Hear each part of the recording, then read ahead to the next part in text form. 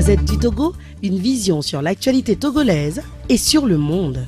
Retour en studio avec mes confrères Abi Alpha Izotou, le patron du journal Le Rendez-vous. Bonjour Abi. Bonjour confrère, bonjour à ta rédaction, à tous ceux qui nous écoutent. Bon vendredi à tous les frères et sœurs musulmans. Merci. Bonjour Ferdinand Haïté. Bonjour à tous les auditeurs, bonjour aux amis de la plateforme Taxi FM, bonjour aux confrères qui sont en studio. Bonjour Fabrice. Bonjour à toi et bonjour à tous ceux qui écoutent cette radio et bonjour à tous les fidèles musulmans et bonjour à tous, c'est ça? Oui, c'est bien cela. Oui, hein, c'est ça, non? C'est ça. Bonjour à Tchania Warimiaou. Oui, bonjour Eric, bonjour à tous ceux qui nous suivent en ce moment. Et bien, je voudrais admirer votre courage parce qu'aujourd'hui c'est la veille de maman et vous avez tenu à ce qu'on anime. Oh, c'est un travail professionnel. C'est un acte très fort. Vous savez, d'aucuns n'auraient pas pu répondre présent au rendez-vous et je vois que vous faites tout pour donner tout le plaisir à ceux qui nous suivent. Est-ce que ça vous étonne que depuis des semaines, finalement, cette crise qui secoue l'éducation s'enlise finalement? Non, bon, pourquoi ça devait nous étonner? Même vous avez vu que lorsqu'il y a des situations comme ce que nous vivons au niveau de l'éducation, ce n'est pas d'aujourd'hui que les choses datent. C'est depuis plusieurs années et tout le temps que nous avons l'occasion, nous essayons d'attirer l'attention de ceux qui ont la charge de ce pays en main. Et donc ces gens, ils ne sont pas vraiment de jouer le vrai rôle puisque au début les gens pensaient qu'il s'agit tout simplement du côté des enseignants. Mais quand vous observez un peu, c'est que les répondants, ceux-là directement qui doivent discuter avec les syndicalistes, avec les enseignants, ils font le mauvais job. Et quand on le dit, parfois, ils ont aussi le temps d'aller s'expliquer pour envenimer la situation. Vivement, je crois qu'il faut élever le débat à un plus haut niveau pour essayer de discuter vraiment avec les syndicats et solutionner cette affaire-là qui dure de trop. Ferdinand, mardi, vous écrivez que dans les rues, les maîtres, ce sont les élèves. Et ce matin, vous vous interrogez jusqu'à quand, finalement? Oui, c'est la question que tout le monde se pose. D'ailleurs, ces élèves qui sont encore aujourd'hui dans la rue, ce matin, on signale des mouvements un peu partout, à Kara, Bassar, avec des gaz lacrymogènes. Et ce spectacle révoltant et affligeant qui est véhiculé un peu partout dans le monde, c'est l'image qu'on a aujourd'hui de l'éducation au Togo, la faillite de tout un secteur.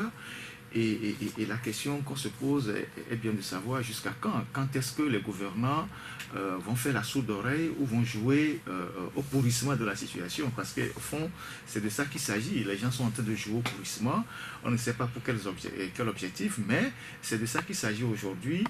Et quand vous voyez la détermination des syndicalistes, et l'indifférence ou la sourde oreille du gouvernement, la question de savoir jusqu'à quand ce bras de fer va durer. Que depuis le début de la rentrée, quand on fait le point, on ne sait pas si les élèves sont restés en classe pendant au moins 1 mois et demi. Ça, on ne peut pas le savoir. On ne sait pas à quel niveau aujourd'hui les cours sont et les examens s'annoncent. Déjà, ils sont au bac sport, au bac 1 sport, je crois. Et dans 1 mois et demi, ce sera le probatoire. Oui, en juin, ce sera le bac. Et on ne sait pas si véritablement aujourd'hui, les élèves, les enfants ont eu des cours. Et ça, dans un pays où il y a des responsables, des dirigeants, un gouvernement, on est bien de tenter de se poser la question jusqu'à quand. Abi Alpha, cette crise, finalement, on nous fait le reproche de revenir presque sur la même chose, sauf que malheureusement sur le terrain, c'est ça l'actualité. Aujourd'hui, les élèves sont encore dans la rue et presque tous les jours, ils réclament leur professeur. Au niveau des gouvernants, finalement, on attend toujours. Oui, il y a un adage qui dit que quand un enfant refuse à sa maman de dormir la nuit, lui aussi doit se préparer à ne pas dormir. Oui. Donc je crois que les autorités togolaises ont pensé que le problème des enseignants était un problème de second rang, c'était le cadet de leur souci. Quand tu écoutes un certain Bawara, tout récemment, je crois quel jour sur Victoire FM au matin, quand tu as un enfant qui te dit qu'il est midi, papa j'ai faim, tu sais que c'est son droit de manger, ce qu'il réclame ce n'est pas de la mer à boire. et que tu lui dis non, mon fils, il faut attendre jusqu'à 17h, je vais t'amener à manger, au lieu que tu manges ce que tu mangeais souvent de la mamie de maman, je suis en train d'aller vers un restaurant à Radisson Blu pour t'amener ce que tu n'as jamais mangé, mais patiente jusqu'à 17h, ce que tu te moques de cet enfant. Les enseignants avaient des revendications par rapport auxquelles vous ne pouvez pas nier. Ça leur revenait de droit. Vous savez que c'est leur droit de le réclamer. Ça se fait ailleurs déjà ici. Ils sont en train de le réclamer en retard quand même. Et vous dites non, le problème est général. Vous n'allez pas le résoudre de façon sectorielle. Il y a le niveau qui baisse. Et tu ressens toute une ribambelle de problèmes. Et donc vous-même vous savez que c'est de la mer à boire. Vous ne pourrez pas résoudre aujourd'hui. Mais vous demandez aux enseignants de patienter, d'attendre jusqu'à ce que vous ayez les moyens de l'État pour résoudre ces problèmes. Une façon de leur dire que vous n'aurez ni aujourd'hui ni demain de solution. Donc, c'est comme ça que moi je lis entre les lignes ce message-là. Le jour-là, quand il allait pérorer avec les confrères de 8h FM, moi, je suivais ça dans la voiture, ça me quand tu te mets à la place de l'enseignant et tu écoutes un message comme ça, c'est révoltant. En même temps, vous chargez tout le temps les gouverneurs dans ce dossier. Il n'y a rien à reprocher ou à dire aux enseignants, eux, parce qu'à un moment donné aussi, il faut qu'ils acceptent mettre un petit peu d'eau dans le vin. Mais qu'est-ce qu'on a remis aux enseignants et qu'ils ont refusé? C'est ça. Si on leur remet quelque chose et qu'ils disent non, que nous on veut tout, on saura comment aussi reprocher aux enseignants leur jusqu'au-boutisme. Ce que les dirigeants ne veulent rien céder. Ils ne veulent rien, soit parce qu'il n'y a pas de moyens, soit parce que il y a le désespoir parce qu'effectivement il n'y a pas de moyens, parce qu'ils ont mis en faillite tout le pays, aussi bien dans la gestion des hommes que dans la gestion des biens publics. Tout n'est pas encore en faillite. Non, tout est en faillite, mon frère. En tout cas, c'est pas déclaré. C'est pas déclaré, c'est pas tout qu'on déclare. Certaines choses, ça se vit. Donc, moi, je pense que il y a cet aspect, il n'y a pas l'argent, mais ça n'empêche pas qu'ils trouvent l'argent pour faire leur boumboula là. Ça n'empêche pas que le peu qui rentre et ils se le partagent. Donc, moi, je pense qu'il faut que les autorités voient ce problème autrement. Je vous donne la parole à Fabrice. Je voulais juste faire une précision pour dire que dans le cas d'espèce, on voit bien que le gouvernement est pris dans son propre piège. Quand vous suivez ce que Bahara dit, et il y a cela 2 ans, qu'est-ce qui s'est passé? Quand il y avait les mouvements avec la STT, la STT paralysait le pays. La STT à l'époque, enseignants, administration et puis médecins, le secteur hospitalier. Qu'est-ce que le gouvernement dit? C'est le gouvernement qui a manipulé les enseignants en disant détachez-vous de la STT et nous allons faire un statut particulier. Alors que la STT luttait pour un statut général. Et c'est comme ça qu'ils ont manipulé les enseignants pour que les enseignants affaiblissent la STT. Aujourd'hui aussi, on m'a dit qu'ils paient les pots cassés. La promesse qui leur a été faite, c'est de quitter la STT ou bien de fragiliser la STT pour qu'on leur fasse un statut particulier. C'est ce qui s'est passé. Et ils ont même donné de l'argent des gens. Ça, on le sait. Maintenant, les gens sont sortis de la STT et ils n'ont pas eu ce qu'on leur a promis. Vous voyez? Et donc aujourd'hui... ça, on ne l'explique pas. On ne l'explique pas. Ça, on ne le dit pas. On ne l'explique pas. Et ce sont les mêmes individus qui sont aujourd'hui à la tête de ces syndicats. Posez-vous la question de savoir qui les a manipulés avant contre la STT et qui les manipule aujourd'hui. Oui, bon. En tout cas, on n'est pas sorti de l'auberge, hein, c'est ce que vous avez écrit. Bien évidemment, on n'est pas sorti de l'auberge. Bon, la première question que vous avez posée dans ce studio à Tchaniao, vous lui avez demandé s'il n'est pas surpris. Moi, je dis je suis un peu surpris que jusqu'aujourd'hui, la situation perdure. Parce que par le passé, on a eu à un moment donné des situations aussi extrêmes comme cela. Et bon, au finish, on a fini par avoir parfois une trêve qui a permis à ce que l'année, mais apparemment par rapport à cette année, ce qui est en train de se passer, c'est comme si les enseignants ne vont vraiment pas faire marche arrière, parce que ça m'a donné aussi, je crois que du côté du gouvernement, on se dit, bon, quand ils vont se fatiguer, bon, ils vont... On joue au pourrissement. Oui, on joue là-dessus, mais apparemment, cette fois-ci, je crois qu'ils sont déterminés à aller jusqu'au bout, et c'est ce qui devient inquiétant. Parce que les relevés de conclusion et tout cela, ça n'a rien apporté. Mais maintenant, effectivement, quand vous prenez un peu la situation des enseignants, ça je suis d'accord un peu avec Ferdinand sur le fait que depuis 2013, avec la synergie des travailleurs du Togo, en fait, c'est quand les enseignants sont dans la grève que ça a un effet. Et l'effet, c'est quoi? C'est-à-dire, c'est l'entrée en guerre, si je peux appeler ça, des élèves. C'est ça qui déterminait tout. Et c'est pour cela que sans avoir des éléments, je peux être d'accord avec Ferdinand pour dire, depuis le jour où on a réussi à... Enfin, l'USET, à l'époque, c'était Oui, l'USET. l'USET, Il faut aussi dire que c'est pas le même syndicat. Oui, mais, ça aussi, mais c'est c'est un eux qui ont quitté UZ pour aller créer d'autres syndicats. Oui, généralement c'est comme cela. Même la synergie des travailleurs du Togo, c'est les gens ont quitté les CNTT, tout ça là pour en créer. Parce que moi j'ai toujours fait ce reproche là aux enseignants. Il ne sert à rien de créer des syndicats et puis bon, après on laisse aller, on casse, on recrée et tout cela. Mais apparemment ceux qui sont maintenant bien en vue, sont plus déterminés. Bon, est-ce qu'ils iront jusqu'au bout et tout cela et autres, ce qui est sûr, c'est une situation très difficile aujourd'hui pour le gouvernement. Maintenant, il faut trouver des solutions. Aujourd'hui, c'est quoi?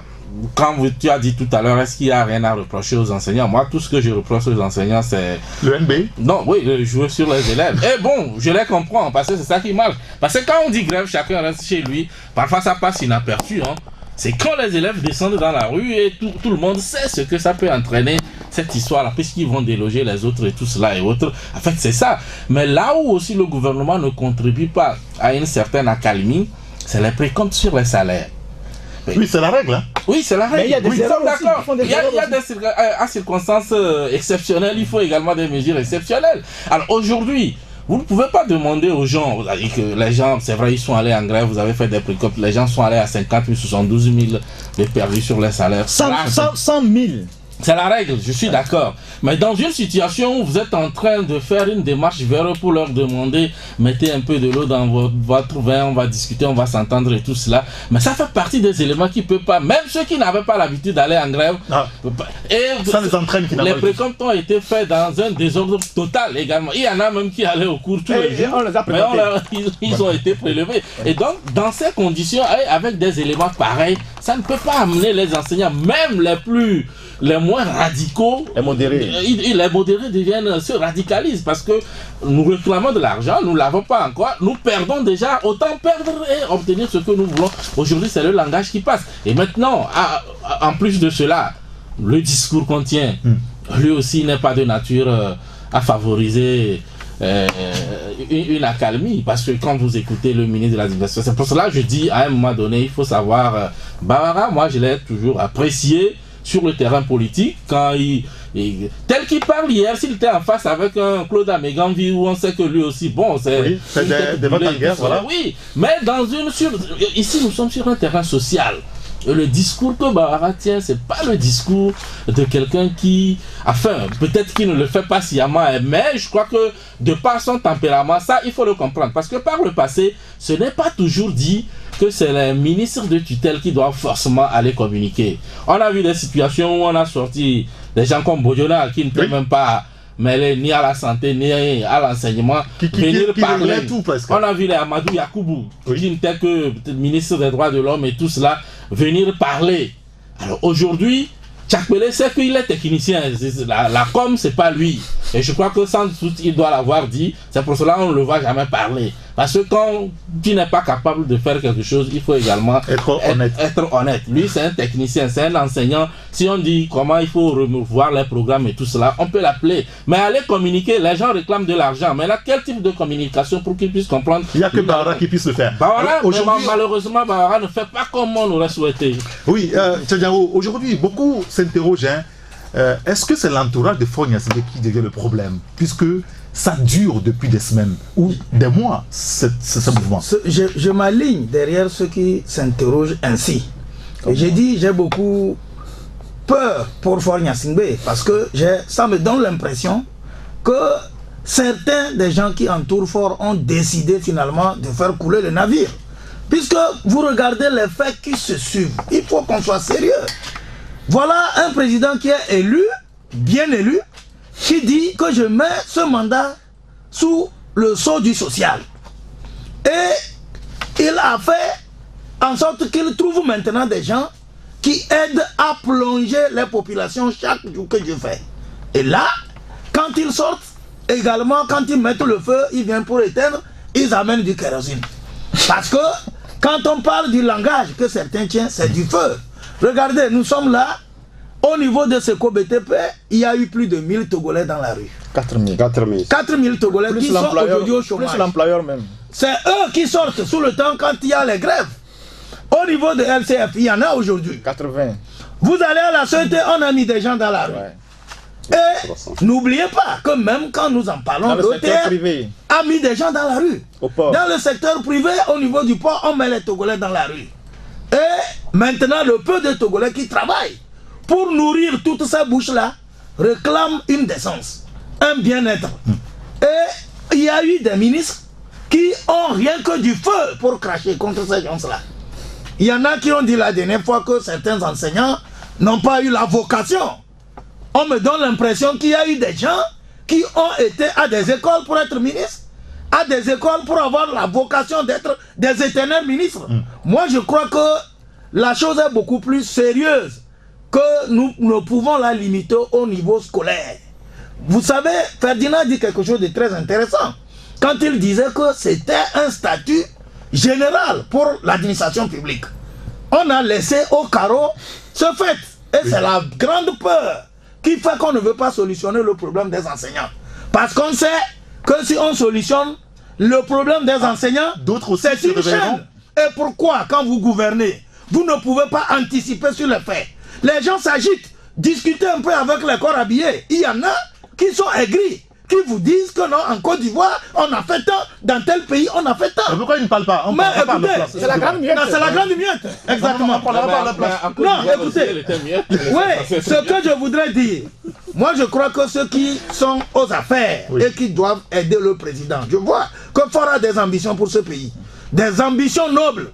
Quoi qu'on dise, il y a beaucoup de choses qui se font au Togo qui sont bien, mais ceux qui sont aux affaires autour de lui, qu'ils prennent leurs responsabilités, qu'ils disent la vraie vérité et qu'ils sachent anticiper sur les événements.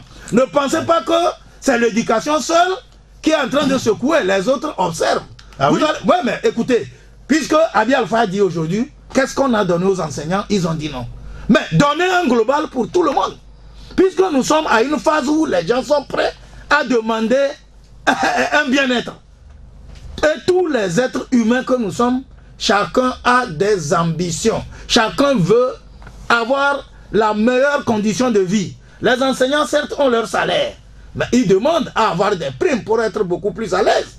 Il y a les autres aussi qui attendent et qui se préparent. Et moi, je voudrais bien que ceux qui sortent pour charger les enseignants, ceux qui sortent pour cracher du venin, qu'ils trouvent la bonne formule pour dire, voilà, travailleurs togolais, nous sommes en train de faire des efforts. Nous n'avons pas les moyens. Nous voulons quand même vous rassurer que nous pensons à votre meilleur devenir. Ce sera le meilleur discours. On vous fera. C'est le bon discours. Merci. Et je vous assure que d'autres personnes à la place de ceux qui sont là feront mieux. Ferdinand, vous l'avez écrit ce matin, en réalité, dans tout ça, c'est presque une guerre des clans autour de Faure Gnassingbé. C'est eux qu'on observe en réalité. Oui, c'est derrière ces enfants, ces enseignants. En réalité, c'est ce qui se passe. Tchaniawa dit que des gens sont décidés à faire couler le navire. Faure l'aura voulu parce que, voyez-vous, ça fait 12 ans qu'il est au pouvoir. Et quand on le dit toujours que c'est un système qui est cinquantenaire. Et il y a des gens dans ce système, avant que d'autres ne viennent, il n'y a pas longtemps. Et des gens sont, je ne sais pas, frustrés de voir que eux qui ont risqué leur vie pour sauver le système, aujourd'hui, ils n'ont plus grand-chose. Les nouveaux venus sont devenus des milliardaires en moins de 10 ans. Ils ont des maisons partout. Ils construisent des appartements un peu partout. Ils achètent des maisons en Europe. Et ces gens-là sont fondamentalement arrogants, suffisants. Ils n'ont de respect pour personne. Et ces gens n'ont pas de base électorale. Donc aujourd'hui, tout ce qui se passe, ce que vous voyez là, non, ce n'est que... On n'est pas en train d'aller aux élections. Non, mais c'est déterminant. Tout ce qui se passe là, ça n'a pas l'air d'être organisé, mais c'est organisé. C'est une stratégie du pourrissement de la situation pour amener le premier responsable à prendre conscience qu'il ne peut pas rejeter tout le monde. En réalité, c'est ce qui se passe. Alors, je vous explique. Donc, c'est les barons, je vous explique. Faure avait l'idée de faire remaniement il y a quelques semaines. Le 11 février, il fait un conseil des ministres et le soir, il part. Il va, comment appelle-t-on, en Israël. Après, il va en Italie. On n'a pas médiatisé ces deux voyages. Comme le plus souvent. Après, il sort en Égypte. Et ça, on médiatise ça. Il rentre le 24. Donc, il a fait 2 semaines dehors. Il rentre le 24. 2 semaines 2 semaines dehors. Il rentre le 24. Donc, notre président est toujours absent comme ça? Il a fait 2 semaines dehors. Et il revient le 24. Le 24 ou le 25, il fait un conseil des ministres. Et on signe le départ de Gabéry. Voilà. Et donc, dans les jours qui suivent, il y avait un projet d'augmenter les frais les prix de produits pétroliers. Voilà. Les gens reprochaient au gouvernement de n'avoir pas communiqué. En réalité, il y avait une communication. La ministre du Commerce avait été enregistrée par la TVT. Et ça devait passer avant que l'information ne soit portée publiquement. Des gens ont bloqué la diffusion à la TVT. TVT a quand même enregistré. Oui, mais les gens ont bloqué la diffusion. Et quand ils ont bloqué la diffusion, ils ont fait passer maintenant l'arrêté sur les réseaux sociaux. Réaction le lendemain des populations. Ils ont préféré balancer l'arrêté sur les réseaux sociaux que la communication. Oui, ils ont bloqué la communication. Qu'est-ce qui a bloqué la communication? Ça, cherchez, vous comprendrez, mais moi j'ai vu les images. Ils ont bloqué la communication. Les images circulent. Moi ils ont bloqué la communication. Maintenant, le lendemain, les gens sont sortis. Mais quand les gens sont sortis, on a donné l'ordre aux gendarmes et aux policiers de ne toucher personne.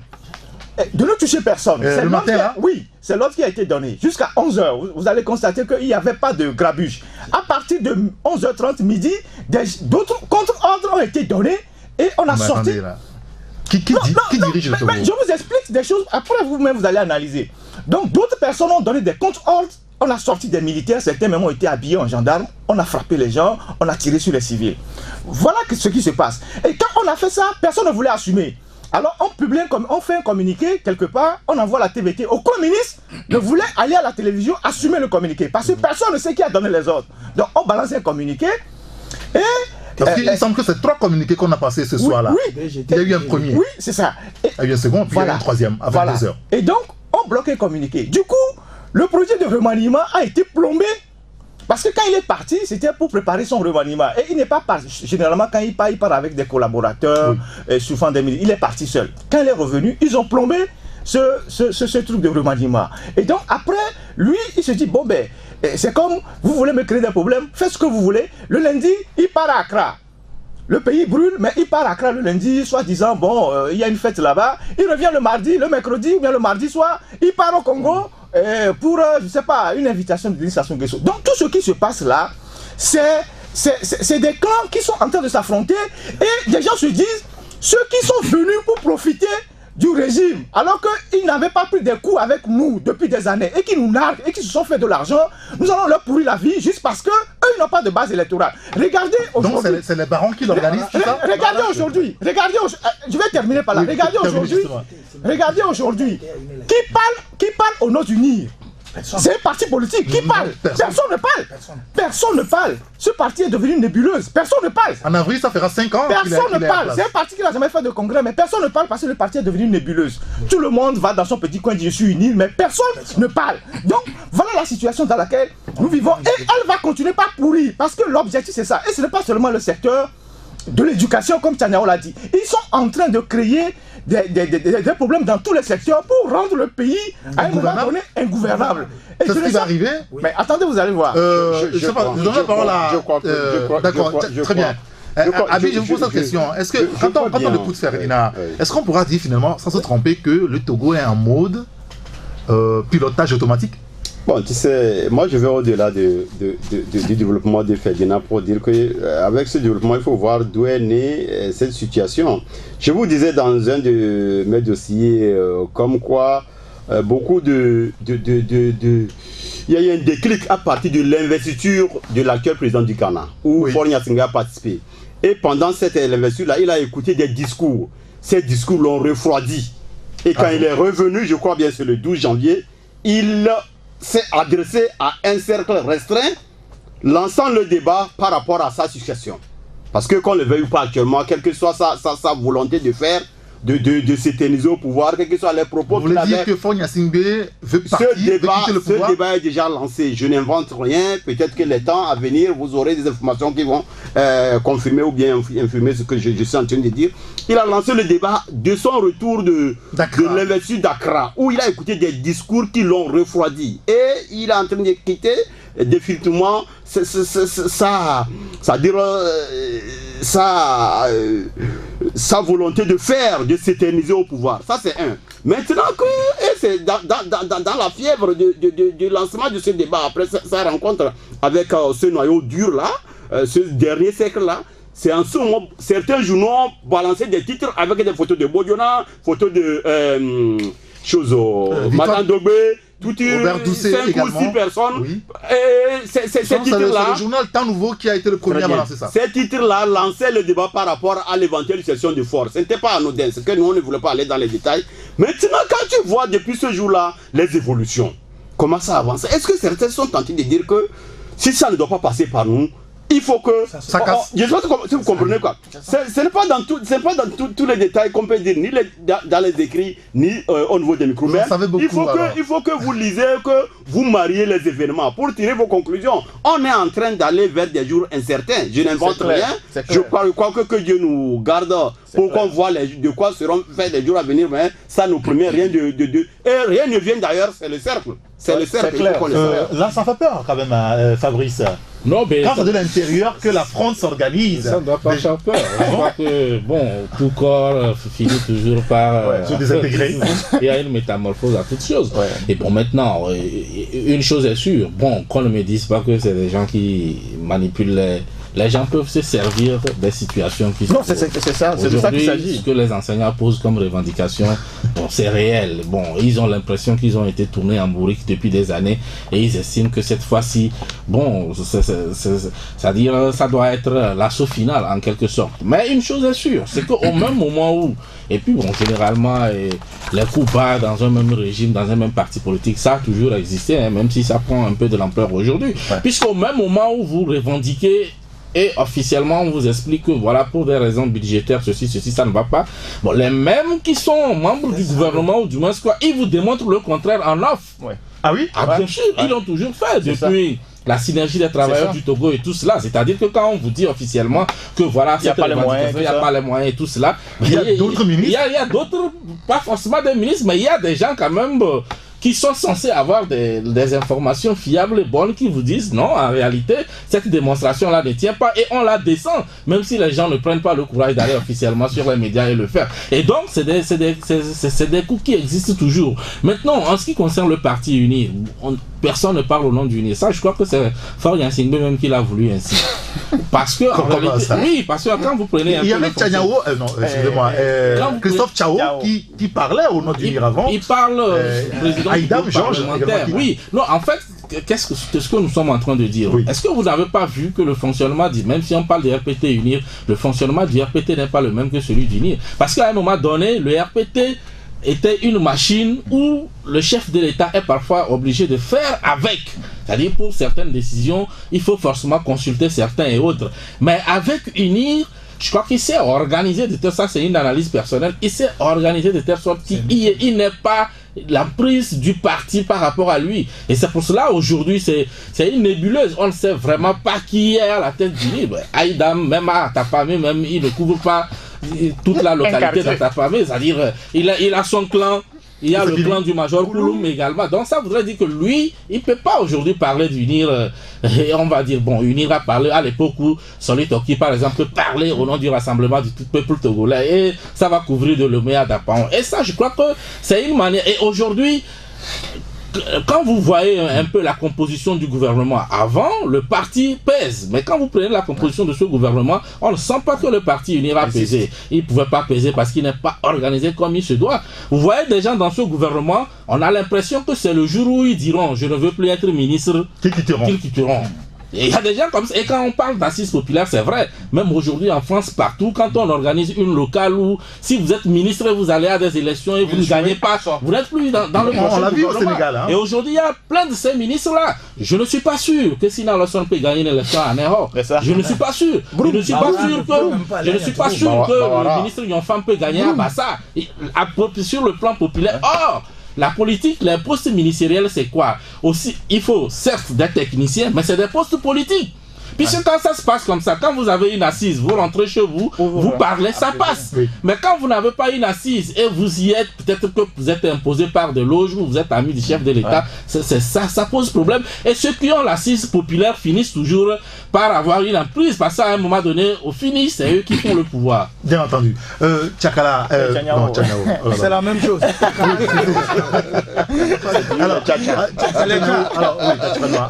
quand on nous apprend que il y a un affrontement autour du chef de l'État, donc on dira qu'on l'a pris en otage, lui aussi, comme les Togolais, et donc il y a la jeune garde et la vieille garde qui s'affrontent.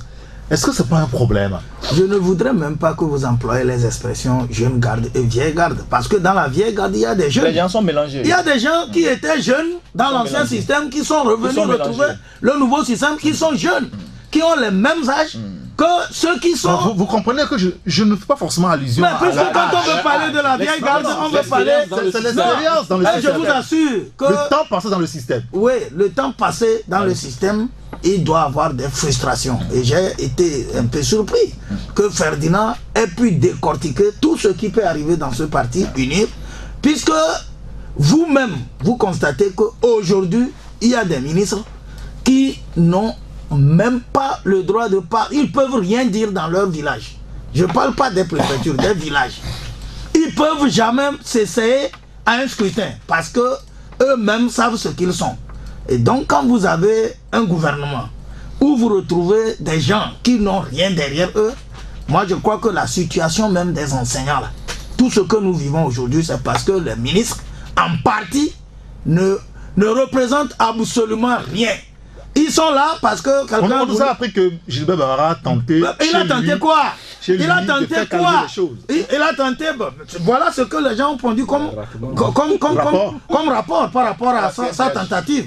Moi, je dis que aujourd'hui, nous sommes en face d'une situation où on a fabriqué des gens qu'on sait qu'ils ne peuvent absolument rien apporter. Ils sont là à la mangeoire, ils mangent, et puis ils sortent, ils crachent de n'importe quoi à la population, mais ils oublient qu'il faut absolument qu'ils aient quand même la capacité de pouvoir faire en sorte que celui qui les fabrique puisse être.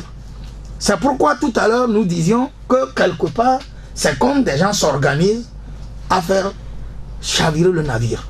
Tout court. Et le patron. Pas forcément. Et le patron lui-même. Non, parce qu'on ne peut pas parler. J'en viens. Et donc, la situation... 45 secondes pour marquer la procédure. La grande faute revient au patron. Parce que sous d'autres cieux, dans d'autres pays, quand la situation commence par dégringoler ainsi, le premier responsable tape du poing sur la table. Et depuis, on parle des remaniements qui n'ont jamais pu tenir. Mais vous envoyez des ministres qui, finalement, vous créent des ennuis que de vous solutionner leurs problèmes. Vous savez ce qu'il faut faire. Ce n'est pas à moi, ici, de dire qu'il faut remanier. Mais le président lui-même sait que la plupart de ces ministres ont montré leurs limites. Est-ce qu'il peut remanier? Il peut. En réalité, c'est lui le chef de l'État. Ah oui, et puis, cette question, on va répondre à la question. On a vu le temps que ça je vais répondre. Non, je réponds. On a beaucoup de temps. On va revenir. Est-ce que le président Faure Gnassingbé a les moyens de remanier le gouvernement, de changer ce gouvernement-là? À la pause, on va revenir sur le sujet avec Tchaniao Arimiaou, Abi Alpha, Ferdinand Haïté et Fabrice Petchesi. Taxi Presse avec Abi Alpha Isoko du journal Le Rendez-vous, Fabrice Petchesi du journal Le Libéral, Ferdinand Haïté du journal Alternative, Loïc n'est pas là, Tchaniao Arimiaou de Nouvelle Opinion. Tchaniao, est-ce que Faure Gnassingbé contrôle la situation aujourd'hui? C'est vous qui avez la parole. Je ne saurais le dire, puisque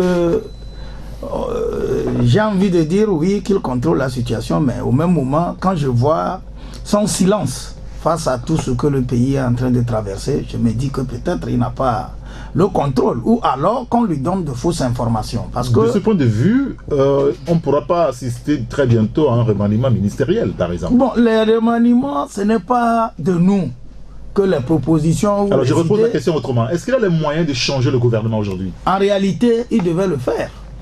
Il devrait le faire face au chaos que nous sommes en train de vivre au niveau du secteur de l'éducation aujourd'hui. Vous savez, tout à l'heure, on me dit même qu'à Kara, les élèves sont dans la rue et qu'on est en train de lancer les gaz. Gaz lacrymogène pour les petits qui sont dans la rue? Oui, bien sûr. Et donc, quand ça se passe comme ça dans le pays et le premier responsable n'arrive pas à trouver la bonne solution, moi je me pose beaucoup de questions. Entre-temps, nous avons suivi les pistes selon lesquelles le chef de l'État pouvait de lui-même recevoir les syndicalistes et tous ceux qui sont acteurs dans la crise de l'éducation pour les écouter. Ça n'a pas été fait. Ce matin, j'apprends que on devait verser les conclusions à la primature et ce n'est pas à ce lieu qu'il faut trouver la solution. Donc, les ministres qui ont en charge le secteur de l'éducation, le ministre Tchakpele, le ministre Aïdam, ils ont échoué.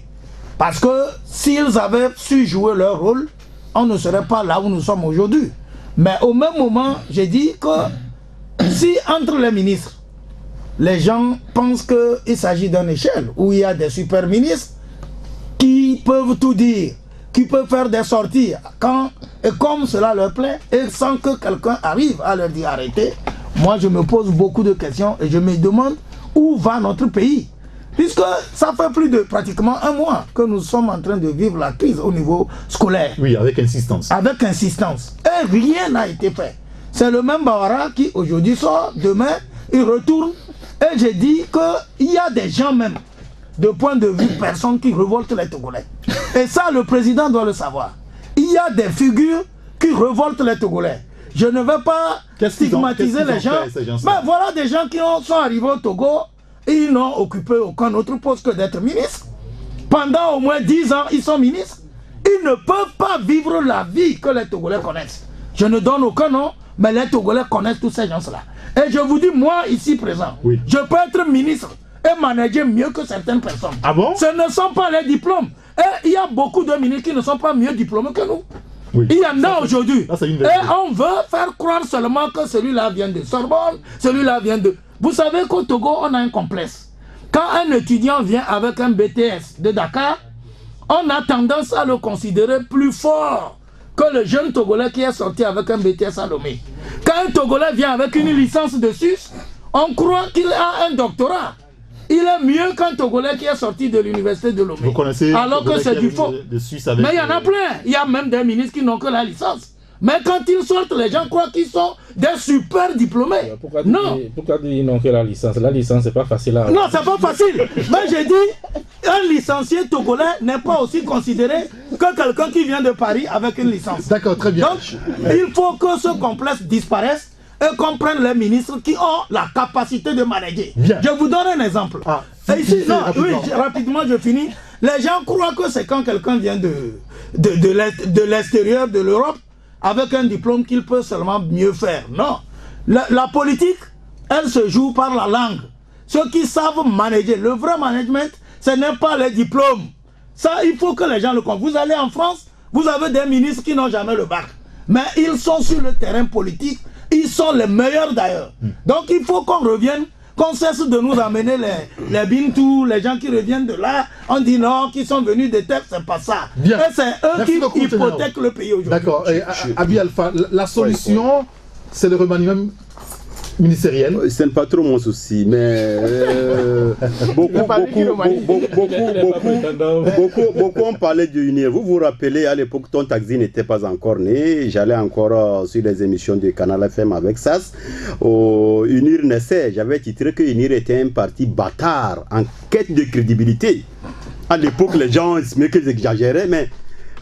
Oui, mais vous avez exagéré. Non. Quand tu suis les événements, c'est le temps qui nous donne raison. Il faut voir les flottements. À l'époque, quand UNIR naissait, vous vous rappelez le débat qui est né par rapport à une autre partie, une autre formation politique existante. Oui, mais ça a fait débat. Je ne veux pas qu'on retourne en arrière. Mais je vais vous dire que quand vous alignez les flottements, pour ne pas dire des scandales, qui se succèdent depuis que cette nouvelle trouvaille politique est sur le terrain, quand on publie une liste d'un gouvernement vers 18h, à 20h, on publie une autre liste, à 22h, une troisième liste, pour la même équipe. À quoi ça ressemble? S'il vous plaît, ce n'est pas question de réagissement.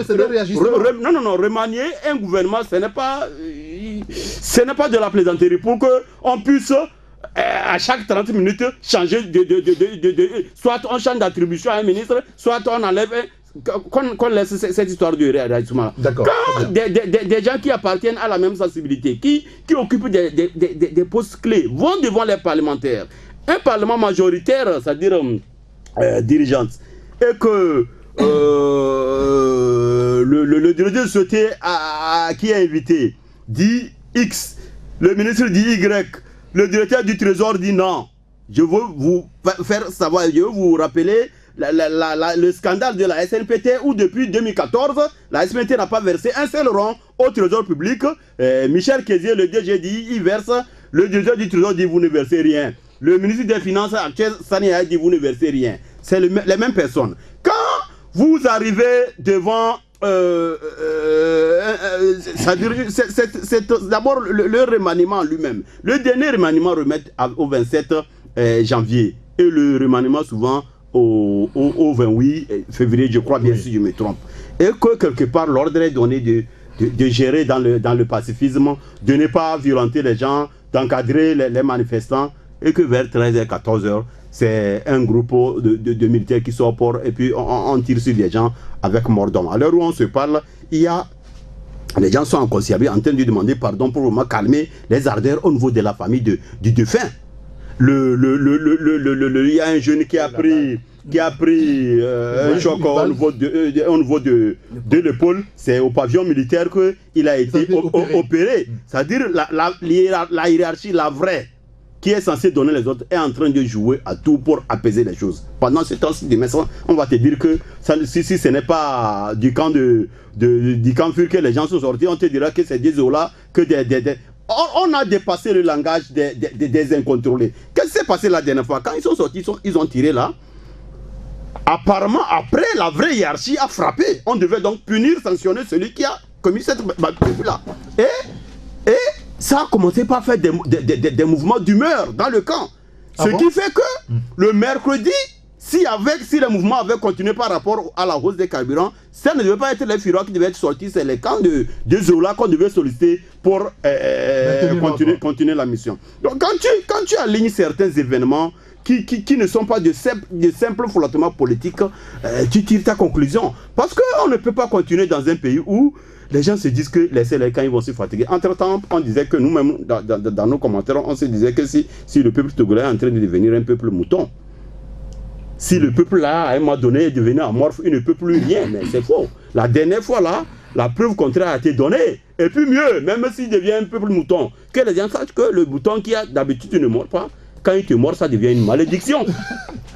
Quand un mouton te mord, ça devient une malédiction. Il faut que nos autorités fassent un effort pour ne pas quitter par la force de la malédiction. Ils ont encore les manettes pour gérer leur départ. Ce n'est pas encore trop tard. Et puis le Togolais pardonne vite, mais il faut que les gens sachent, c'est-à-dire prendre la mesure très très tôt et que ils s'octroient la meilleure porte de sortie. Merci beaucoup. Voilà, c'est certain. Une sortie de crise, parce qu'il va falloir bien sortir de cette crise, même si certains peuvent estimer qu'on manipule les enseignants et qu'il y a d'autres cartes qui se jouent ailleurs. Comment faire pour sortir de cette crise finalement? Non, moi je l'ai déjà dit, on ne manipule pas les enseignants. Peut-être qu'on se sert de leur cause pour atteindre un objectif. Ça c'est possible et c'est normal dans une république. C'est les coups bas en général. Maintenant sur la question du remaniement, moi je fais partie de ceux qui restent dans le camp des pessimistes pour dire que oui, remaniement peut-être qu'il faut pour résoudre certains problèmes, mais je suis un peu très pessimiste parce que je vais utiliser une métaphore pour illustrer cela. Vous voyez, quand vous mettez du temps à bâtir votre maison, et quelqu'un vient vous dire de la modifier, vous allez réfléchir par deux fois. Alors ça voudrait dire que ce gouvernement qu'on a aujourd'hui, on l'a obtenu au lendemain de l'élection présidentielle. Oui. Et tout le monde a vu les difficultés qui ont sauté aux yeux que Faure Gnassingbé a eu pour former ce gouvernement-là, alors que c'était lui le président sortant. Il a déjà fait 10 ans au pouvoir. Ça voudrait dire qu'il était à même de connaître tous ses collaborateurs. Ailleurs, même les candidats, on sait déjà si tel est lui qui sera ministre de tel. Oui. Alors pourquoi il a eu cette difficulté? À l'époque, nous avons écrit pour dire que il y a au Togo ce qu'on appelle les faiseurs de ministres. Et ils sont nombreux, c'est les réseaux, c'est les clans. Alors chacun veut avoir son pion sur un portefeuille donné. Oui. Alors quand c'est comme ça, et il y a sur certains portefeuilles, il y a des bousculades à un moment donné, mais quand vous connaissez la force de frappe de chaque clan, il faut vraiment réfléchir par deux fois pour pouvoir faire les combinaisons possibles et sortir un gouvernement. Et on a vu, ça tanguait. Il y avait des gens qui avaient leur nom sur la liste pratiquement au dernier jour. En quelques minutes, des noms ont été changés. Tout cela, on a toutes ces informations. 3 listes pour et donc, on comprend aujourd'hui toute la difficulté de Faure Gnassingbé à recomposer l'équipe. Puisque depuis plusieurs mois, on annonce... Oui, quand vous avez posé la question tout à l'heure, dire qui contrôle le pays. Oui. C'est Faure qui contrôle ce pays-là depuis 2005. Il faut être fort pour le... Pas fort ORT, c'est bien sûr ORT, pour le diriger, parce que quand vous faites un peu la liste des différents clans qui le composent, C'est ça, c'est pas difficile à composer tout de suite un gouvernement parce que il y a des clans, des intérêts qui sont là à défendre et autres. Bon, il y a une anecdote qui dit que même quand il y a la liste du gouvernement qui va à la TVT, celui qui la porte à la TVT ne sait même pas qu'est-ce qu'il y a comme nom sur cette liste-là. Parce qu'il suffit d'une fuite et tout est à recommencer. Les gens activent leur lobby, on dit ah toi tu n'as pas ton nom dessus et tout cela. Et c'est comme ça se passe. Et ce n'est pas facile à gérer. Et donc maintenant aujourd'hui, à un moment donné, il va falloir, il est obligé de faire avec tous ces éléments-là. Mais jusqu'à quand il va falloir régler un problème de crise? On va faire un remaniement qui, on va sortir, peut-être c'est les CC nous, ou je ne sais qui c'est, on a vu quand on a dit, il y a eu les seconds couteaux, les Anate Kouméalou, les Trimoisés, on a sorti, non, et on nous a dit que voici le nouveau gouvernement, c'est ça. Mais il y a des indébranlables, des gens comme Ayassor, il a fallu des situations particulières pour qu'on, alors que c'est eux on attendait. Mais on est venu sortir ceux qui faisaient à peine leur premier pas dans le gouvernement. Cela voudrait dire qu'à un moment donné, certains sont enracinés, et je continue toujours par le dire, il y a des gens dans le gouvernement, c'est le jour où ils diront j'en ai assez, qu'ils sortiront du gouvernement. Alors, Ferdinand a été... Et l'opposition dans tout ça, parce que depuis que ça a commencé, beaucoup de personnes s'interrogent. Ailleurs, on penserait à une récupération politique rapidement de cette affaire. On a attendu que cette semaine pour qu'on nous annonce enfin qu'il y a une manifestation demain samedi. Non, il faut comprendre que l'opposition aussi se cherche. Elle est un peu elle est affaiblie, en déconfiture. Et si elle était solide et organisée, ce moment-ci est le moment propice où l'opposition devait agir, parce que le pouvoir est assis sur des bases chancelantes. Et ça, c'est clair, tout le monde le voit. Et moi, je pense que le système qui gère le pays est un système qui est vieux. Il faut avoir le courage de le dire. Et quand on arrive à cet âge-là, quand on arrive à cet âge-là, on ne peut plus rien faire. Ça, je suis désolé, le 14 avril prochain, le système aura 50 ans. Et on dit souvent on a souvent dit que le communisme est un système qui portait en lui-même les germes de sa propre destruction. Le système RPT Unir aujourd'hui, c'est la même réalité. C'est un système qui est anachronique, usé, qui ne peut plus rien proposer aux Togolais. C'est le débat de fond d'abord. Parce que le système n'a pas eu le temps de se renouveler. Quand le système a tenté de se renouveler, le système n'a produit que de nouveaux monstres. C'est-à-dire que les gens qui sont venus depuis 2005 étaient de nouveaux voleurs. Plus voleurs que ceux qui étaient là. Bon. Laisse que je... Si vous allez aller...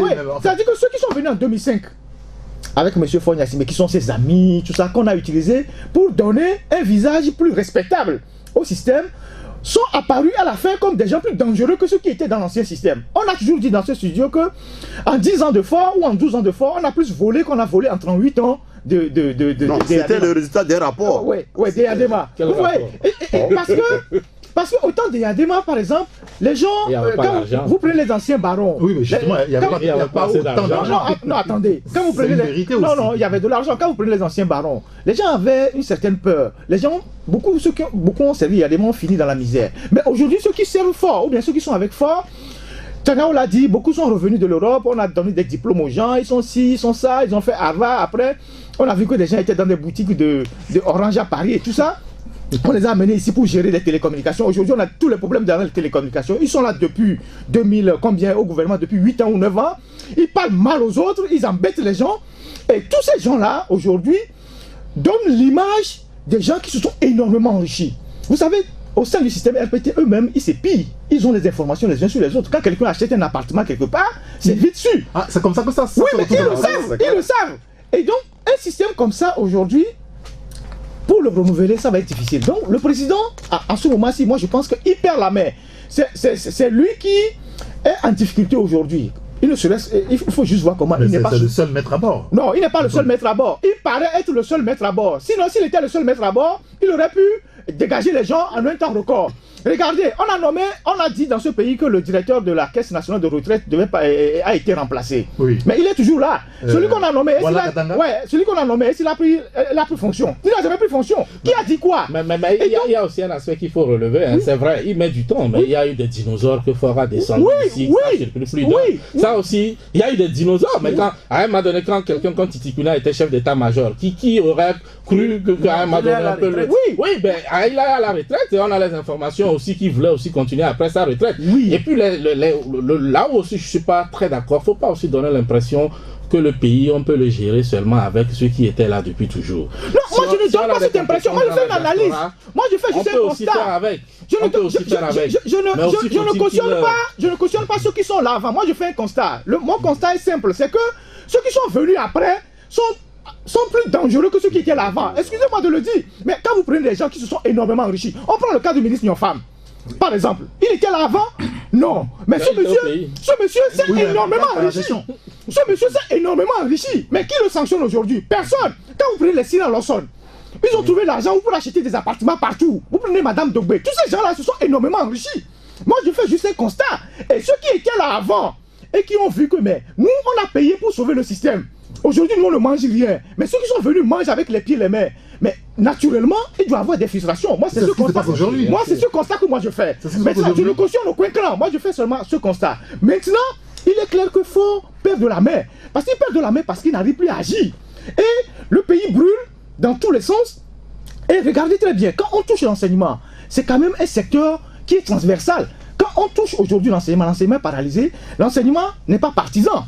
Les militaires ont les enfants qui sont à l'école, les gens du NIR ont les enfants qui sont à l'école, les gens de l'opposition ont les enfants qui sont à l'école. Nous sommes donc sortis des paradigmes politiques, ethniques et tribalistes que le pouvoir a toujours utilisé pour justifier des coups bas. Donc, à la fin, vous constaterez que le pays va être totalement dans une situation ingérable et cela peut justifier après d'autres intentions. Les gens peuvent s'en servir pour justifier d'autres intentions. Je voudrais qu'on passe à un autre débat, puisqu'il n'y a pas que ce sujet qui est inscrit au débat. Juste une parenthèse pour terminer. Je veux juste que vous m'aidiez à répondre à cette question. Si actuellement il y a une localité de ce pays qu'on peut appeler le fief du pouvoir en place, est-ce qu'il y en a?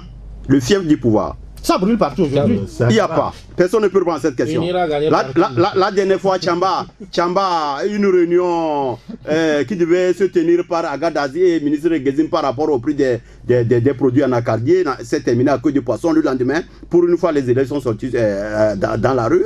Actuellement, à l'heure où on se parle, Akara là-bas, c'est ingérable. C'est les militaires et les gaz lacrymogènes qui sont en train de gérer la situation là-bas. Mais c'est-à-dire, je ne connais plus une localité actuellement où on peut dire ici c'est une référence quand le régime, les gens du régime arrivent ici, ils sont en territoire. Donc, le pouvoir a gagné partout. Non. Au Togo ici, la réalité politique sur le terrain et les résultats, c'est deux choses différentes. Ça, c'est clair. Je ne vous enseigne rien. Donc, nous, on fait les constats. Ce n'est pas à nous d'agir. Merci beaucoup. Appartient aux décideurs de... Vous laissez apporter un mot à ce sujet. Je voudrais qu'on aborde notre sujet. Non, bon, tout ce que je voudrais dire, c'est de dire au président de la République de faire l'effort de se lever plus haut et rapidement de trouver la solution à toute la crise que le pays est en train de traverser aujourd'hui. Vous savez, il ne pourra pas. Il va le faire parce que ça va... Tu sais pourquoi il ne pourra pas? C'est de son intérêt de le faire. Pourquoi il ne pourra pas?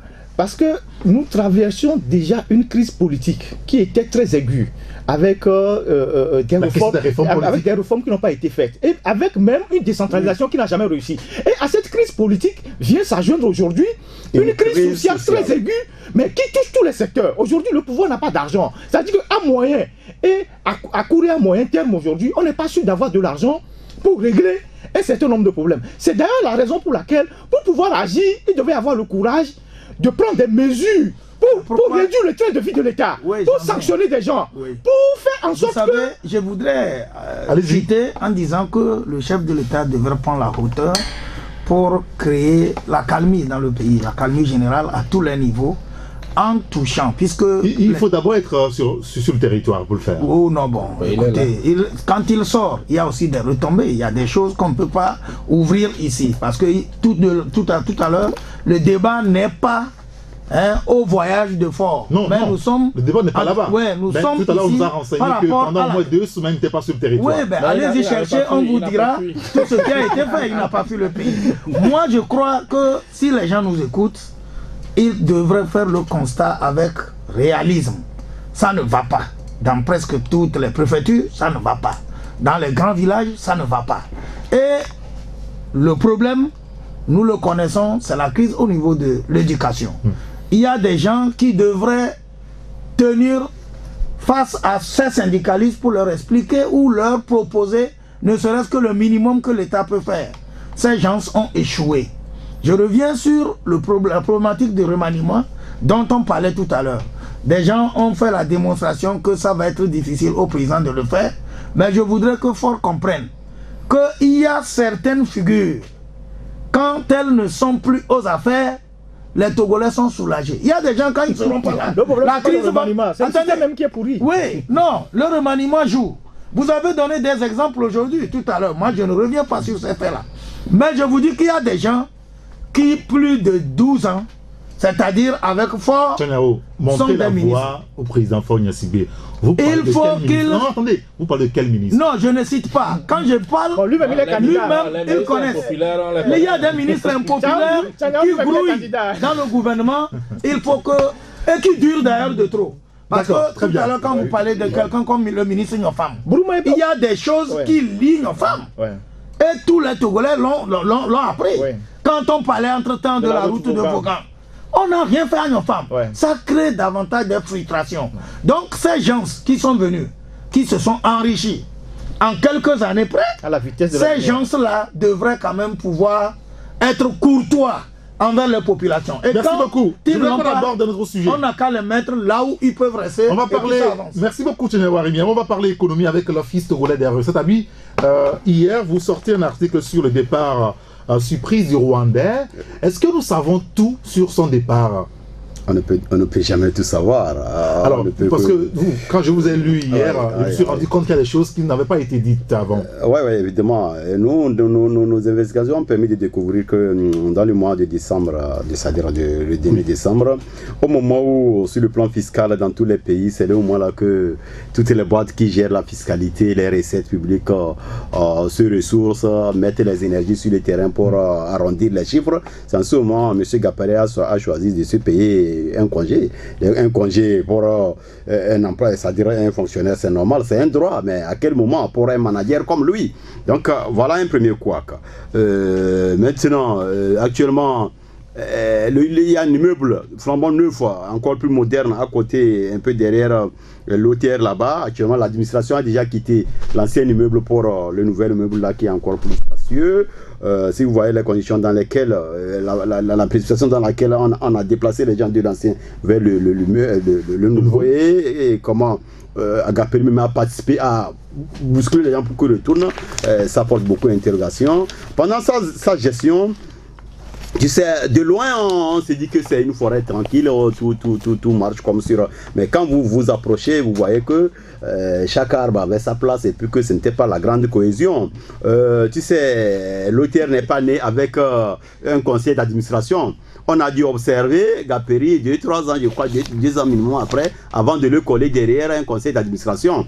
Au moment où le conseil d'administration prenait place, il y avait déjà des projets que Gaperi avait déjà commencé par étaler dès que le conseil d'administration, je crois dirigé par l'ancien ministre Lal, dès que le conseil d'administration est né, beaucoup c'est-à-dire beaucoup de choses ont été retirées. Je vais dire entre autres, ces enfants étaient déjà ici, devaient être inscrits à l'école britannique au dos de l'auteur. Mais après la naissance du conseil, tout ça là s'est retourné au pays. C'est pas tout qu'on peut dire ici, mais il y a beaucoup de non-dits. Maintenant, pire, ce qu'actuellement, à l'heure où on se parle, il y a une dame de la place qui dirige un cabinet d'audit qui est actuellement sur le dossier en train de faire un audit pour situer les gens à l'auteur. Est-ce que l'audit là est motivé par la volonté de l'actuel président, de l'actuel commissaire général, qui veut qu'on balaie bien, que les choses soient nickel avant qu'ils ne prennent la main, ou bien on soupçonne des pans de mauvaise gestion dans l'administration précédente pour qu'on commandite un audit. Donc il y a beaucoup de non-dits. Je crois que les jours à venir vont nous situer. Parfait. Et on verra de quoi ça sera. Oui, mais je voudrais juste dire que les audits là ne serviront plus à rien. L'État togolais, le Togo, s'est déjà lié à un fait. Gaperi était chez lui, vous l'avez appelé, vous avez dit il a une expertise. Vous êtes venu lui mettre tapis rouge. Vous lui avez donné des galons et vous lui avez donné tous les pouvoirs. Il a fait ce qu'il peut. Vous avez vu même sur les écrans quand Gaperi était en passation de service, il avait le sourire aux lèvres. Oui, j'ai vu des confrères qui ont écrit que Gaperi est parti après la présidence où le président Faure l'a reçu. Il est parti avec 105 millions Oui. dans une valise. Donc Non. ça veut dire que... non, non, attendez. Non, c'est la prime. Non, Ah ouais, c'est pas le cash. Oui, mais faut pas dire que c'est lorsqu'il est allé voir le chef de l'État à sa sortie qu'il est parti avec de l'argent. Gaperi, ce sont ces indemnités qui lui restent à être payées.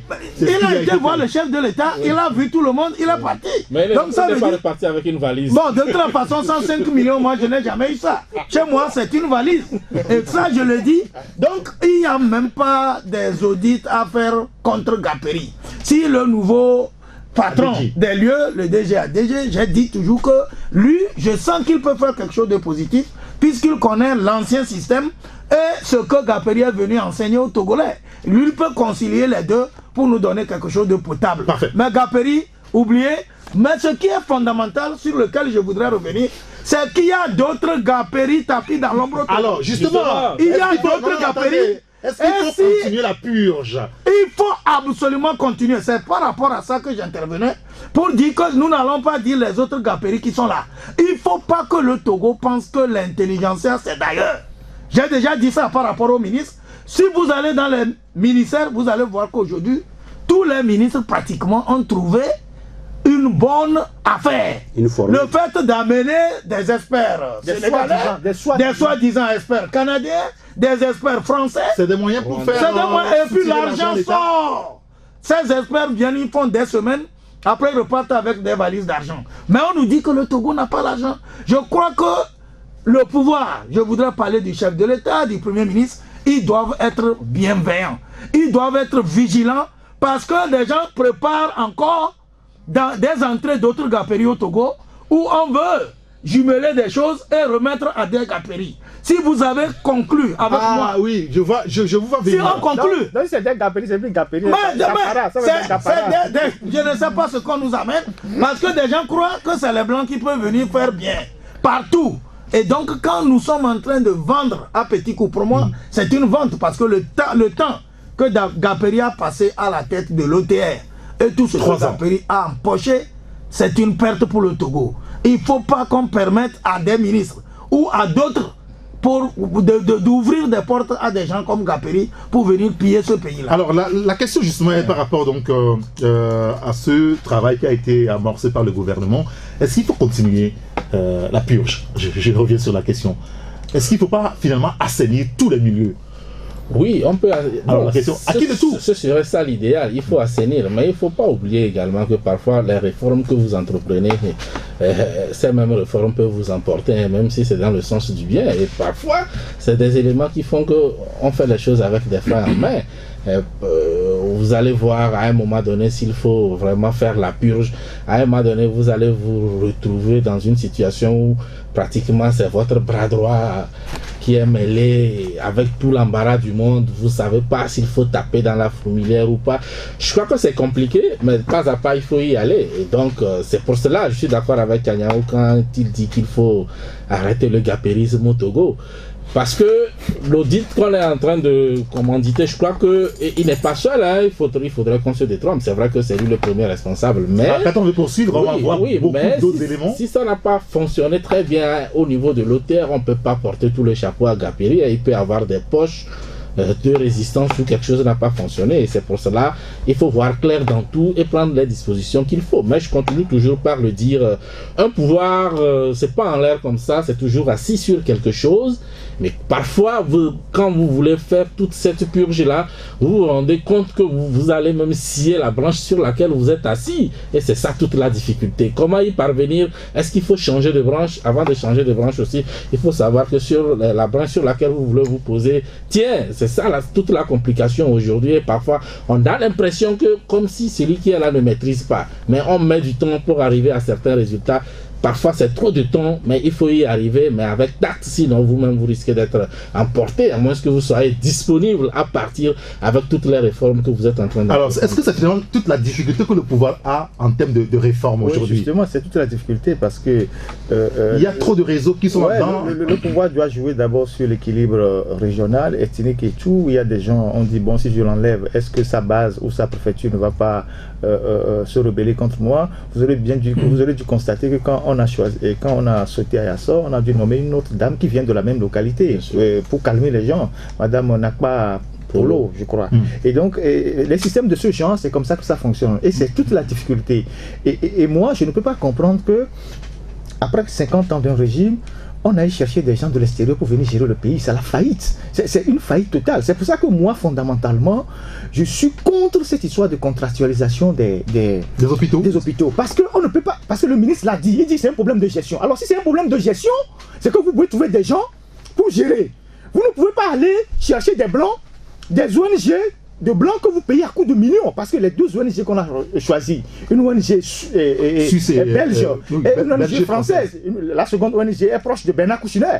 Et ces gens-là qui viennent à coups de millions d'euros qu'on les paye pour venir régler un problème de gouvernance. C'est eux qui doivent payer l'État. Excusez-moi, mais non, c'est ça. Pour venir régler un problème de gouvernance locale. Je suis désolé. C'est comme on a sous-traité le PUDC, comment appelle-t-on, au PNUD. Parce que quand M. Fognassimé était en Allemagne, il a dit oui, on va laisser ça à la gestion du PNUD parce que si on laisse ça aux Togolais, les journalistes vont dire oui, que les Togolais ne sont pas ceci, ne sont pas cela. Non, un chef d'État qui est là, c'est quelqu'un qui sanctionne ceux qui se comportent très mal et met des gens sérieux pour gérer l'argent public. Donc on ne peut pas dire que dans ce Togo-là, il n'y a personne pour gérer ce pays. Vous savez que cette histoire de contractualisation, il veut la généraliser. Il veut la généraliser aux finances. Actuellement, il y a un projet de contractualisation des finances. Non, attendez, on va doucement. Mais quelles finances? Les finances publiques. Mais c'est extrêmement grave. Je vous dis ce que c'est.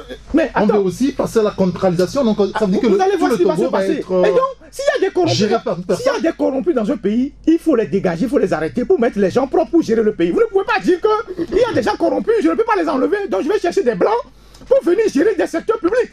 C'est comme cette histoire le projet en lui-même. Je crois que c'est pas un mauvais projet. Peut-être qu'on peut faire le débat sur ceux à qui on veut confier. Oui, mais il faut tirer la sonnette d'alarme pour qu'on ne retombe pas dans le capérisme.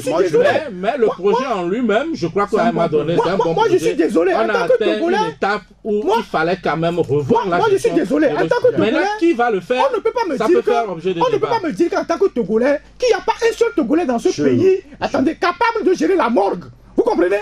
Capable de gérer de façon transparente la morgue et qu'il faut céder la morgue, la gestion de la morgue à un blanc ou à une ONG de blanc. Je suis désolé. On va aller. Attendez que je finisse. Je suis désolé. Je suis désolé de cette conception qui consiste à dire qu'on est tous des corrompus. Je ne suis pas capable de faire face. Donc c'est ça le message que vous percevez? Mais c'est ça. Parce que le ministre... Attendez, vous avez suivi la conférence de presse du ministre de Mijoua. Vous savez ce qu'il a dit? Que c'est un problème de gouvernance. Alors, comment on règle un problème de gouvernance? Comment on règle un problème de gouvernance? On va chercher des étrangers. Donc dans tout ce pays-là, tout le monde est corrompu. On ne peut pas trouver d'autres Togolais pour gérer ce secteur. Il fallait chercher des blancs. Je dis, s'il te plaît, pardon, vous m'excusez. Je vais donner des exemples précis pour que vous compreniez. Quand on dit que le bon exemple, le bon dirigeant, ce n'est pas celui qui donne les ordres, mais aussi celui qui donne le bon exemple, c'est de ça qu'il est question. Vous n'allez pas me dire que M. Fognassimé est le premier cercle sur son destin pour qu'il demande le beurre et l'argent du beurre à celui qui dirige par exemple le port. Le port où actuellement, c'est une épave où tous les secteurs vitaux qui font rentrer de l'argent pour le pays sont déjà privatisés jusqu'à la capitainerie. Ouais. Ou même les petites sociétés qui sont apparemment, c'est anodin, mais ça fait rentrer beaucoup de sous quand un bateau arrive, tout ça là, c'est privatisé dans les mains d'un Italien. Ouais. Ce n'est qu'un exemple. Quand tu vas au premier minerai du Togo, les phosphates, c'est les Israéliens qui font la pluie et le beau temps là-bas. Je te comprends, ils sont en train de mourir, on en a parlé la dernière fois. Donc, quand vous revenez aux hôpitaux, j'ai parlé hier soir avec un confrère, je crois qu'il doit l'avoir déjà publié ou bien il s'apprête à le publier dans son journal, où on faisait un parallèle entre l'hôpital d'Afanya et le CHU. Où la masse salariale du CHU est de 146 millions par mois, celle d'Afanya est de 35 millions par mois. Le nombre des employés au niveau des médecins au niveau du CHU, c'est plus de 80 médecins. Au niveau d'Afanya, ils sont à peine 15, les médecins, les docteurs.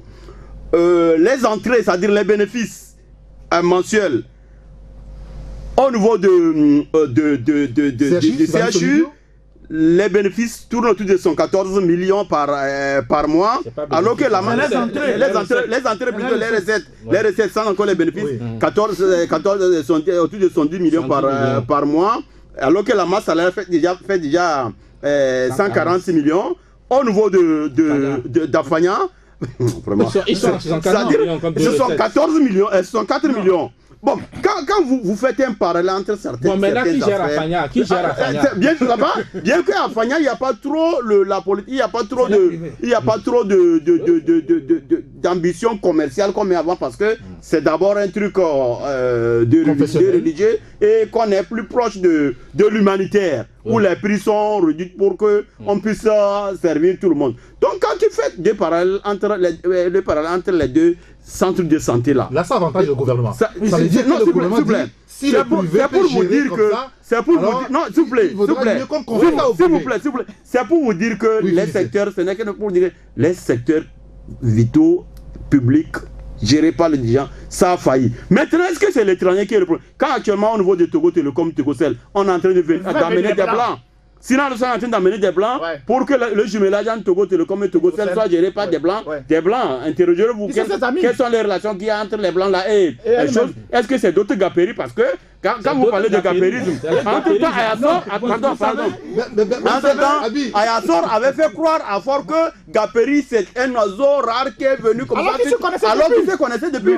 Donc, quelle est la relation entre sinon la zone et ces blancs qui sont en train d'arriver au niveau? Donc, il y a ce que je voulais dire, c'est que Abi Alpha a touché du doigt mon inquiétude. Je voulais dire que le ministre Mijiawa, quand il parle de contractualisation au niveau des hôpitaux, a vraiment raison. Parce que quand vous prenez l'exemple de CHU Sylvanus Olympio, vous ne pouvez pas comprendre comment on tourne à perte dans un secteur où on ne fait aucune piqûre sans que les gens payent les quittances. Dans un secteur où quand vous n'achetez rien, même de l'eau, on ne peut rien vous servir tant que vous payez. Garer votre moto. Même pour garer, donc on ne peut pas comprendre ça. Donc mais ça c'est le blanc qui va résoudre ça. Maintenant le problème, c'est qui va le faire qui est problème. C'est ça. Moi je ne suis pas pour le principe des blancs parce que quand nous parlons de Gapéry, tu es raciste. Non, ce n'est pas une histoire de racisme. C'est comme si jusqu'à ce jour, les Togolais ne peuvent pas eux-mêmes faire quelque chose de potable. C'est par rapport à ça que je disais que qui va le faire, ça je ne sais pas. C'est de vous que j'apprends que ce sont des blancs qui sont en train de prendre la manette. Moi je ne le savais pas. Pour moi, on veut aller à un contrat qu'on peut confier à n'importe qui. Qui va le faire, ça je ne le sais pas. Mais quand vous allez au port, effectivement, comme Abi Alpha l'a dit, tout a été vendu. Ils ont vendu la capitale. Et ce sont les blancs qui sont là. Et donc, je voulais parler d'Antazer également. Et c'est par rapport à ça que je disais qu'il y a d'autres Gapéry qui sont encore là. Et donc, tous ces systèmes-là, il faut qu'on trouve une formule pour arrêter. Mais au niveau des hôpitaux, franchement, je crois qu'il faut aller à ce contrat-là pour pouvoir permettre aux hôpitaux de se prendre sérieusement en charge. Ça fait 56 ans ou 57 ans que nous sommes, comment on dit ça, indépendants. Nous avons eu dans ce pays les meilleurs médecins. On a dans ce pays, quand vous allez en France, vous avez... on parle de la région parisienne. La région parisienne, les meilleurs médecins sont des Togolais. Aujourd'hui, même au Togo, ici, vous avez des médecins qui vont opérer partout, des gens qui interviennent partout. Il y a des gens qui ont fait l'administration médicale, c'est-à-dire que comment gérer un hôpital. Comment est-ce qu'on peut nous faire croire que 57 ans après les indépendances, s'il y a un problème de gouvernance, c'est des blancs qu'on va aller chercher pour venir gouverner. Donc nous avons échoué. C'est qu'à cette après on a échoué. J'ai une réponse. Quand vous prenez le système médical dans le domaine des hôpitaux, je suis désolé, aujourd'hui, oui, sur le plan compétence, sur le plan compétence, on a des ressources. Il y a des conflits d'intérêts. Même le ministre Miji a une clinique. C'est le fruit d'un échec. Tous sont des cliniques. C'est un conflit d'intérêts. Et c'est ça aujourd'hui qui plombe un peu, c'est-à-dire la gestion publique des hôpitaux. C'est-à-dire que quand vous y allez, les gens s'organisent à ce que vous vous retrouvez plutôt dans les cliniques. Maintenant, ce qu'il faut faire, il faut trouver une solution. C'est vrai qu'on confie ça aux Blancs, mais là, il faut faire les calculs. Parce que moi, je faisais partie de ceux qui avaient dit avec l'arrivée de Gapéry, laissons-le faire et après on va juger. Mais je crois que maintenant, on ne doit plus être dans cette logique parce qu'on ne va pas attendre pour que ça coule. Si on peut faire, il faudra faire les calculs parce que tout le monde sait que quand on amène des gens de l'extérieur, il y a trop de primes et tout cela. Et aujourd'hui, Gaperi a beaucoup coûté à l'État togolais. Et il parle encore avec 105 millions. Ces primes de dépaysement et tout cela, ces experts qui l'amènent et tout cela. Et donc, il a des primes de dépaysement? Oui, il avait ça. Même si toi-même tu n'as pas seulement tu en auras. Et donc, je crois que il faut faire les calculs pour voir. Alors, si on amène des gens de l'extérieur, si on amène les gens de l'extérieur, il faudrait faire des calculs pour voir combien ça peut coûter. Si ça nous envoie encore dans le gouffre, je crois qu'il vaut mieux faire avec leurs compétences sur place. Mais le projet en lui-même, je crois qu'il faut y aller parce qu'on peut même construire de nouveaux hôpitaux, on peut même mettre encore des milliards, ça ne donnera rien si la même gestion reste. Non, vous savez ce que Ferdinand a touché du doigt un point, il demandait que nous sommes indépendants, ça fait déjà 57 ans, et que le Togo a les meilleurs médecins qui vont opérer, qui vont vendre leurs compétences un peu partout dans le monde. Je voudrais dire qu'au niveau des hôpitaux, il faut faire un petit sondage. Les directeurs de nos différents hôpitaux n'arrivent pas justement à canaliser ces médecins-là. C'est le vrai nœud du problème. Pourquoi est-ce qu'ils n'arrivent pas à canaliser? Mais vous savez, vous n'êtes pas les professeurs. Il y a une histoire de complexe. C'est comme moi, Tchanyao. C'est les médecins qui ont deux statuts. Ils sont médecins, ils sont professeurs. Professeurs. À l'université. Vous ne savez où ils sont. Vous arrivez à l'hôpital, vous êtes directeur, vous appelez un professeur qui doit être en train de faire un truc comme ça. Il vous dit je suis à l'université. Ou bien il est dans sa clinique. Donc quand c'est des étrangers, peut-être, je suis en train de me dire que si les gens ont privilégié la piste des étrangers blancs, comme vous êtes en train de le dire ici, peut-être qu'ils se disent qu'avec eux, il n'aura pas d'état d'âme, qu'il n'aura pas ce complexe, qu'il pourrait pouvoir mettre la main sur ces gens-là. Mais je ne savais pas au début que c'était des Occidentaux qui prenaient la gestion de ces hôpitaux-là.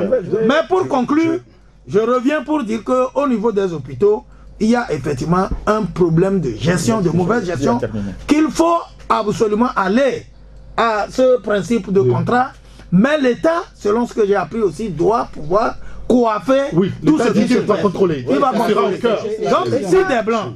Bien. Et ça, moi, je ne le supporte pas parce que je continue de croire que depuis que nous sommes dans ce pays, nous sommes indépendants, on ne peut pas nous poser le principe selon lequel il y a des corrompus dans un pays. Nous ne sommes pas capables de mettre les corrompus de côté. Donc on va chercher des blancs pour venir gérer le pays. Excusez-moi, quand on parle du port, le port autonome, on sait comment on a hérité du port. Nous savons comment est-ce que le port a été construit. On sait les sacrifices qui ont été faits. Et même dans cette histoire de port, on parle souvent de monnaie, que c'est par rapport à la monnaie qu'on a tué Sylvanus, mais il y a aussi le problème du port. Il y a le problème du port qui l'opposait avec les Français. Mais il a tenu à ce que les Allemands construisent le port. Les Allemands ont géré le port jusqu'en 1994, je crois, avec la rupture de la coopération. Et quand les Togolais sont rentrés, après, les gens ont commencé à vendre les pans du port. Aujourd'hui, le port n'appartient plus à personne, ni à aucun Togolais. Vous allez là-bas, tous les parcs appartiennent aux Libanais. Maintenant, le peu qui ramenait de l'argent, les capitaineries, tout ça, ils ont créé des sociétés bidons, en taser, quoi, guichet unique. Et maintenant, ils ont amené encore un Italien pour vendre la capitainerie, comment on appelle ça, aux gens. Donc, plus rien, et ça c'est les femmes qui sont derrière, plus rien dans ce pays. Mais c'est lui le ministre des Transports, c'est eux qui sont derrière. Donc, plus rien dans ce pays ne nous appartient. Je vais terminer en disant que... Plus rien dans ce pays, plus rien dans ce pays ne nous appartient. Donc, on ne peut pas nous faire comprendre, nous les Togolais, c'est qu'en 7 ans après les indépendances, on ne peut pas régler les problèmes de corruption et il faut aller chercher des blancs qui ont déjà quitté ce pays depuis longtemps pour revenir gérer ce pays. Je crois que quand un système de gouvernance dure trop, il devient un fétiche, un couvent avec ses fétiches. Dans un cercle comme ça, il y a certains qu'on ne touche pas, on ne leur refuse rien. C'est là-bas on est arrivé, il y a des gens à qui on ne refuse rien. Ce qu'ils veulent, c'est ça, il faut. Quand ils pètent, alors que ça sent pour tout le monde, on applaudit parce que c'est eux. Donc il y a. Excusez-moi, pardon. S'il vous plaît. Non, je ne parle pas de blanc. Je donne un exemple. Je donne un exemple. Quand on parle de la mauvaise gestion des hôpitaux, je donne un exemple pour terminer. L'ancien ministre, l'autre qui avait les désordres au campus là quand on était étudiant, le teint noir là, rappelez-moi, il est du Bassar. Kondi Agba a perdu un de ses enfants Juste parce que tout est réuni pour qu'on l'opère, mais il manquait un outil de travail qui coûte à peine 200, l'enfant est mort. Ce n'est un exemple. Ce n'est un exemple. À l'époque, il était ministre de la Santé. Alors là, ça n'arrive pas qu'aux autres. Ce qu'on est ensemble dans le même bateau, quand c'est bon, c'est tout le monde. Quand tout le monde on parle de EC21 où les gens ne travaillent dans les conditions de sécurité, c'est un Israélien qui vient de mourir parce qu'il a marché sur un fer rouillé. Ah oui. Voilà, quand ce n'est pas bon, ce n'est pas bon pour tout le monde. Merci. Tu ne peux pas échapper. Monsieur, merci beaucoup pour être là, pour avoir été là donc pour ce débat-là. Merci Eric, Fabrice Kutiezi, Ferdinand Haïté, Abi Alpha et Tchanyao Arimiaou. Nous vous remercions beaucoup. On se retrouvera la semaine prochaine. On demande à ceux qui attisent le feu de faire tout pour que les enfants retournent dans les classes parce que leur place c'est dans les classes, c'est pas dans les rues. C'est très important pour ce pays. Parce que ce qu'ils sont en train de préparer là, c'est pas bon. Monsieur, merci beaucoup. Merci à Jack Corso qui a assuré la réalisation. On se retrouve la semaine prochaine pour un nouveau numéro de Taxi Presse sur la radio Taxi FM, la radio géniale. À bientôt. La Gazette du Togo, une vision sur l'actualité togolaise et sur le monde. Rejoignez-nous sur le www.lagazettedutogo.com ou sur nos comptes Facebook, Twitter et YouTube. Pour tout contact, écrivez à contact@lagazettedutogo.com ou appelez le 92 80 88 53. La Gazette du Togo, c'est l'information en continu.